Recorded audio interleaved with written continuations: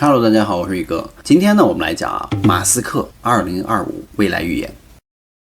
在2025年呢，科技巨轮以前所未有的速度呢滚滚向前。然而，站在时代浪潮之巅的伊隆·马斯克呢，再次以其大胆而前卫的预言呢，激荡着全球的神经。这位以颠覆性创新的科技狂人呢，在一次长达3个小时的播客访谈之中呢，抛出了3个令人瞠目结舌的未来预言，仿佛人类文明的未来走向描绘了一幅诱人而又充满不确定性的画面。他就说呢，在5年之内，也就是2030年，人类将不再是宇宙中孤独的存在，我们将与另外一种生命形式实现共存。这无疑是对现有宇宙观的巨大挑战。他还说，10年之内，也就是2035年，科幻小说中的场景将会成为现实，人人呢都将拥有一个能够提供情绪陪伴和家政服务的猫娘伴侣机器人。届时将彻底的改变人类的社会结构和生活的模式了。他还说呢，20年之内，也就是2045年，马斯克呢更是将目光投向了浩瀚的星空。他坚信人类将启动大规模的火星移民计划，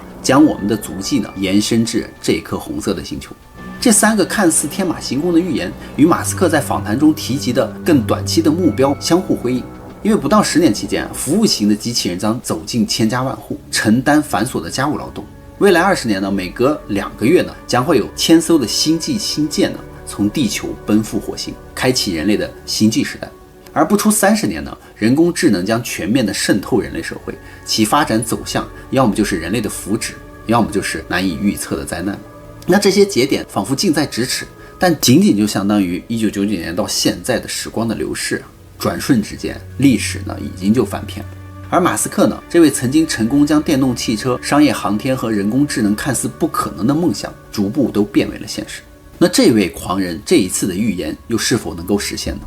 ？10年前的马斯克就曾预言星际物种的序章了。我们把时间呢回调到2013年，那个时候呢，马斯克正处于事业上升期嘛。当时呢，特斯拉的 Model S 的成功交付赢得了无数的赞誉，其太阳能公司呢也稳居美国市场第2。更令人瞩目的是 SpaceX 的龙飞船呢，成功的与国际空间站接轨，成为了首家完成此壮举的商业公司。而马斯克的名字呢，也开始频繁地出现在了公众的视野当中，成为了科技创新的代名词。同年呢，马斯克还对人工智能潜在的威胁发出过警告，认为 AI 终将有一天呢会取代人类，使我们变得无关紧要，甚至走向灭亡。在当时呢，这些言论并非引起广泛的重视，大多数的人都将马斯克视为是一个渴望通过惊人言论而维持热度的一个科技新星。然而呢，11年之后，2024年的11月22日，伴随着 SpaceX 星舰的成功升空马斯克在社交平台 X 上转发了自己当年的这段话：人类正如他所言的那样，迈出了成为星际物种的第一步。当进入了2025年呢，特斯拉在全球电动汽车市场占据了超过半数的份额，而马斯克的人工智能 Grok 3呢异军突起，展现出了超越现有 AI 模型的潜力。此时呢，再回首审视马斯克在2013年的预言呢，星舰呢也就对应着他当初所说的太空探索的宏伟蓝图嘛，而特斯拉呢则代表着可持续能源的未来发展，他的人工智能 Grok 3呢则指向了互联网和人工智能的无限可能。他10年前的预言似乎正在一步一步的实现。然而预言的后半段呢，人类是否真的能够被人工智能取代，或者是走向灭绝呢？马斯克又将如何应对这一潜在危机呢？就在马斯克对这个社交平台 X 进行大规模的查账之后呢，他就披露出了大量虚假账户和异常的数据。他甚至发现呢，有360岁高龄的人呢，仍然在领取他们国家的社保，以及呢，领取社保的总人数呢，远远的超出了美国实际的人口。之后呢，公众也就开始质疑了之前马斯克所提到的那个诺克斯堡的黄金储备的真实性，并同时质问到说，谁能够证明里面的黄金没有被偷呢？此前呢，美国的2名宇航员因故呢滞留太空长达9个月之后呢，马斯克曾经公开表示自己有能力将他们安全的接回地球，但是呢，他的声称呢受到了拜登政府的阻挠。那马斯克为什么要进行如此看似不合逻辑的政治干预呢？因为早在2024年的9月呢， SpaceX 星舰成功就在海平面垂直降落的第2天，马斯克就曾强调呢，星际飞船呢能够保存地球上濒临灭绝的生命，也能够将生命的种子呢散播到宇宙的各个角落。但这一切的前提是没有官僚主义的扼杀才行。他就认为呢，现有的美国体制呢已经阻碍了他的发展和无限能源了，以及阻碍了现实火星移民的宏伟蓝图，所以他才独孤一掷呢，试图想要先改造美国，为其太空探索的铺平道路。例如呢，在2024年的9月呢，马斯克就公开了要求美国的联邦航空管理局局长辞职，起因就是因为 SpaceX 因为火箭发射呢过多而违规，被这个 FAA 呢处以63万美元的罚款。尽管我们是难以判断双方对错的嘛，但是对于每一次发射成本高达数百万美元的新舰而言，每次发射还要缴纳罚款的话，那谁能受得了呢？因此马斯克就通过效率部呢向这个 FAA 施压，要求呢简化商业航天发射审批的流程。那随后 FAA 呢在2025年呢就更新了火箭发射许可制度，就是允许呢多次发射一次审批，大大提高了发射效率。甚至马斯克还试图削减 NASA 的非核心支出，将更多的资金呢投入到登陆火星的计划当中。在能源领域呢，效率部的介入也显著地缩短了核能光伏等项目的审批周期。所以马斯克在采访中就明确地表示他一直对核能是持支持的态度的。尽管目前可控的核聚变呢尚未实现商用的价值，但全球范围内在该领域技术发展都是日新月异的。许多的专家预测呢，在2030年左右呢，可控核聚变呢将实现商业化，届时呢，能源呢将变得异常的廉价，也就是我们都拥有了尼古拉特斯拉所说的那个无限能源的使用了。那在人工智能方面呢，借助效率部赐予的权限呢，马斯克旗下的 XAI 公司呢 Grok AI 呢也可以访问几乎所有美国人的数据了。这使得在预测经济变化和选民行为方面呢，具备了强大的能力。尽管马斯克公开主张对人工智能进行监管，但对于他自己的这个 Grok AI 呢，他似乎采取了相对宽松的态度。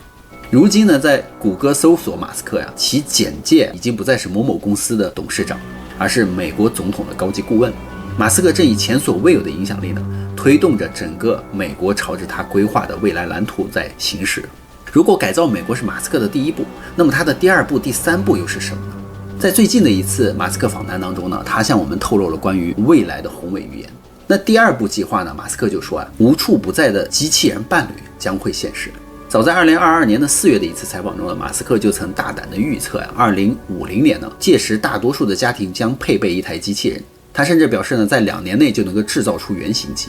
，10年内呢，人们就可以购买像圣诞礼物一样将机器人送给家人了。仅仅半年后呢，马斯克的擎天柱机器人在特斯拉 AI 日上首次亮相。尽管当时他的身上还暴露着明显的电线和机械化结构，但已经完全能够给这些植物浇水搬运重物装卸等等简单的任务。那到了23年的12月呢，马斯克在 X 上就正式发布了擎天柱2代了。那新一代的机器人身材更加苗条，行走速度呢更加和谐，重量也减轻了。而且它仅需有 2.5 度的电呢，就能够支持运行10个小时。其指尖的精密传感器呢，使其能够精准的进行拨鸡蛋了。即使它滑倒也能够迅速的平衡，恢复正常。在最近的一次访谈中呢，当被问及擎天柱机器人最近的进展的时候呢，马斯克就提到了他此前向网友承诺的，他将会造出一台猫娘机器人。他表示呢，这就是他真正想要实现的，将会在5年之内，人们就能够买到一个能够进行对话的陪伴型机器人。为什么叫猫娘机器人呢？他说就是因为它会拥有猫耳朵和尾巴，就很像是电影《阿凡达》中的角色一样。总之他们一定会很受人喜欢的。他预计呢，在2026年呢将会开始量产猫娘机器人，预期呢计划生产5万到10万台，然后2027年呢产能扩大到100万台。预售的价格呢，他说不会高于一辆特斯拉汽车的，大约在2万美金左右，高配版也最多是3万。而马斯克最终的预测呢，就是地球上的人类与擎天柱机器人的比例呢将会达到1:5，也就是说我们每一个人呢都将拥有5个机器人仆从。那全球呢将拥有200-300亿的机器人为人类服务了。然而马斯克也向我们保证呢，未来的机器人不会抢走人类的工作，相反他们辛勤的劳动呢会使各种商品和服务的价格呢降至难以置信的低廉的水平。尽管如此呢，仍然有人猜测马斯克可能怀有更大的野心，也就是说他还有个脑机接口公司嘛 Neuralink， 是否会在未来将这些机器人变成呢富豪或者是精英们不断轮回转世的一个永生的躯体呢？这也是很有可能的。那马斯克的预言的第3步呢，就是星际移民了。在访谈中呢，主持人展示了一个颇为奇特的火星照片，也就是一些热心网友呢在 NASA 的公开数据中发现的图像。那图片就显示呢，火星那片荒凉而广袤的红色表面上呢，竟然存在着一个近乎完美的正方形结构，其边长呢甚至达到了惊人的3公里。而这种笔直线条的规划呢，与我们所知的宇宙中自然形成的物体的形态是格格不入的。甚至之前宇哥也讲过，火星有火星人脸啊，火星有6边形金字塔等等。而且宇宙的法则似乎偏爱曲线和不规则嘛，无论是行星轨迹还是星云的状况，都充满了自然的韵律。如此精确的几何图形，如同在火星上刻画出了一个非常突兀的符号，很难不让人联想到智慧的痕迹，仿佛是沉睡在这个红色星球深处的一个古老的历史遗迹，等待着被人唤醒。那进一步的调查就显示呢，这张令人好奇的照片并非近期才出现的，它其实早在2001年呢 NASA 的火星全球勘探者号探测器就已经将其拍下来了。然而当马斯克看到这张照片的时候，他毫不犹豫的就说，或许我们应该去那里亲自去看一看它究竟是什么。这句话简洁而有力嘛，充满了这位梦想家的冒险精神。对于他而言，与其在地球上进行无尽的猜测和分析不如直接踏上那片红色的土地，用人类的眼睛去亲眼见证。在访谈中呢，马斯克再次强调，一旦人类成功登陆火星的话，首要的任务之一就是大规模的建设燃料工厂和氧气工厂。他如同一个在荒野中规划绿洲的先驱者，深知在异星生存呢，能源和生命维持系统是首要的基石。他解释就是说，一旦这些关键的基础设施建成星舰将能够便捷地在火星上补充燃料，从而极大地降低星际旅行的成本和复杂性，使得火星基地呢不再仅仅是一个短暂的落脚点，而是一个能够支持人类进行更深远宇宙探索的跳板。更重要的是，火星的重力呢约为地球的40%，这就意味着从火星基地发出的飞行器呢将能够节省大量的燃料和经费，而使得人类也可以从火星呢来探索太阳系内几乎任何的角落。无论是炙热的水星、寒冷的土星，还是充满未知的小行星带，都将变得触手可及，就如同为人类插上了探索宇宙的翅膀。那目前呢 SpaceX 星舰建造的频率已经达到了每月10艘，而马斯克的下一个目标就是将建造的速度提升至每3天建一艘，最终呢甚至达到每8小时一艘，甚至更快嘛。就如同在地球上建立一个庞大的星际舰队的制造工厂。而建造如此庞大的星舰舰队呢，其目的是何在呢？在马斯克的火星愿景中呢，他就说最核心的部分呢，就是每隔26个月，地球和火星之间进行高效率的星际旅行的窗口期嘛。因为那个时候呢，火星和地球之间的距离是最近的。而从地球发射1000多艘星舰呢，它预计要到2030年左右了。而这些星舰每艘将能够搭载100人，以惊人的频率呢，将人类运往火星。如同科幻史诗中人类舰队的星际迁徙一般壮观。马斯克就认为呢，大约100万的人口规模就足以在火星上建立一个能够自给自足的城市了，拥有独立的地球的生态系统和工业基础。我们就可以简单计算一下，如果每隔2年发射1000艘星舰的话，每艘搭载100人，那么每隔一个火星年，就是2个地球年嘛，就能够将10万人送往火星。按照这个速度呢，大约20年后呢，也就是2045年左右，火星上将有望出现第一个真正意义上的人类城市，一个在火星星球上闪耀的人类文明的灯塔将会出现。更令人兴奋的是，马斯克还设想这些未来的火星城市很有可能是建在地下的。他以我们更熟悉的月球为例呢，他就指出人类如今已经在月球的表面发现了300多个被称为洞穴天窗的结构。而这些呢，是30-40亿年前月球内部的火山活动时期岩浆流动而形成的空心管状的洞穴入口。一些巨大的月球地下的洞穴呢，长度可达数千米，宽度也有数百米，足以容纳一个城市规模的基地。那地下的环境的温度相对稳定，大约呢是在-20摄氏度到-30摄氏度之间。厚厚的岩层呢，也能够有效地阻绝宇宙中的强烈的辐射，还能够防御陨石撞击和带电的尘埃嘛。甚至可能保存着珍贵的水资源呢。而这仅仅只是月球的情况火星的体积呢是月球的7倍所以 NASA 的探测器已经在火星的几个大型的火山附近发现了熔岩管的入口，所以就可以推测呢，火星的地下系统呢肯定更加的广阔和复杂。再加上火星地表相对温和的环境和潜在的资源呢，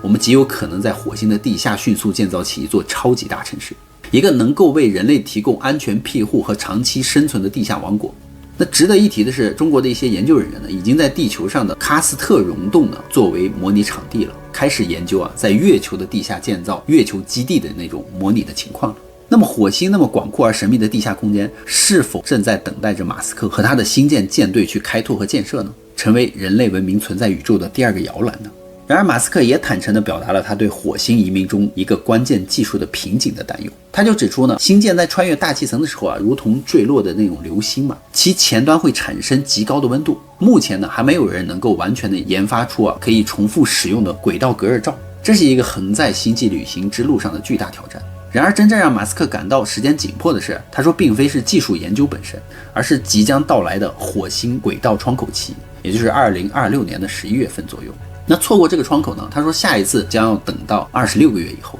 那掐指一算呢，留给马斯克团队进行关键技术攻关的时间只剩下1年多了。他是否真的能够在如此短的时间内解决隔热罩的问题呢，并确保星舰的安全往返呢？这是一个悬念。但是我相信以现在 AI 的加持和帮助的话，应该很快会解决。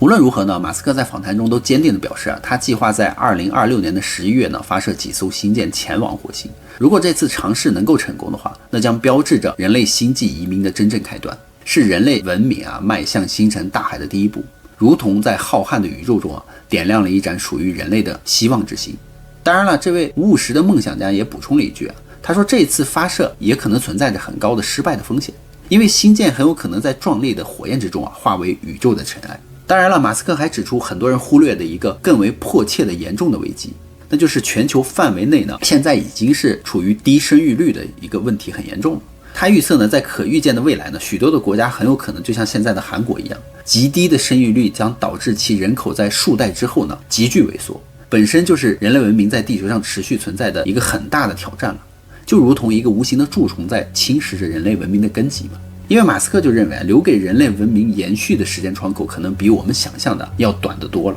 为了确保人类文明的火种能够继续的传承下去呢，我们必须在地球文明面临崩溃之前呢，成功的飞向其他的星系，在宇宙中呢建立新的家园。而火星呢，正是他为人类精心挑选的第一个备份的星球，一个在地球之外为人类文明提供第二条生命线的红色的星球的希望。大家觉得是不是呢？那么好了，故事呢宇哥也就讲完了，别忘了订阅关注宇哥的频道看更多后续精彩内容哦。